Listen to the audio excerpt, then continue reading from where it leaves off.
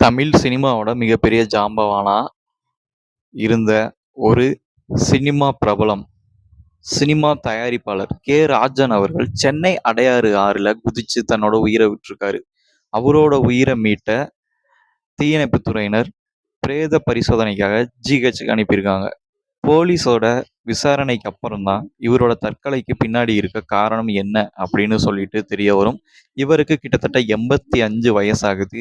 ஒருவேளை நிதி நெருக்கடியா இருக்கலாமா, இல்ல குடும்பத்துல ஏதேனும் பிரச்சனையா, இல்ல வேற ஏதாச்சும் காரணமா அப்படின்னு சொல்லிட்டு பல்வேறு கோணங்கள்ல போலீசார் வந்து விசாரணை செஞ்சுட்டு வராங்க. இவரு ப்ரொடியூசரா இருந்த காலகட்டத்துல நல்ல நல்ல படங்களை வந்து ப்ரொடியூஸ் பண்ணியிருக்காரு.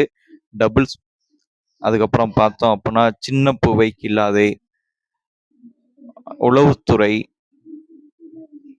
நினைக்காத நாளிலேயே அப்படின்னு சொல்லிட்டு நிறைய படங்கள் வந்து ஹிட் படங்களா வந்து ப்ரொடியூஸ் பண்ணியிருக்காரு. அது மட்டும் இல்லாம இப்போ கொஞ்சம் வருஷத்துக்கு முன்னாடியில இருந்து பார்த்தோம் அப்படின்னா ஒரு 4-5 வருஷமாவே சின்ன சின்ன மூவி ரிலீஸ்க்கெல்லாம் வந்து போயிடுவாரு. ஆடியோ லான்ச்க்கெல்லாம் போயிடுவாரு.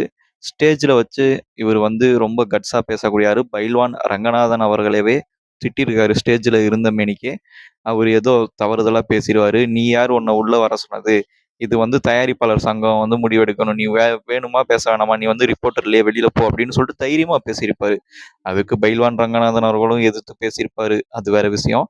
சினிமா பற்றி தெரிஞ்சவங்களும், மூவிஸை பற்றி தெரிஞ்சவங்களும், சினிமா ரசிகர்கள் எல்லாத்துக்குமே வந்து கண்டிப்பாக வந்து ராஜன் அவர்களை வந்து தெரிஞ்சிருக்கும்.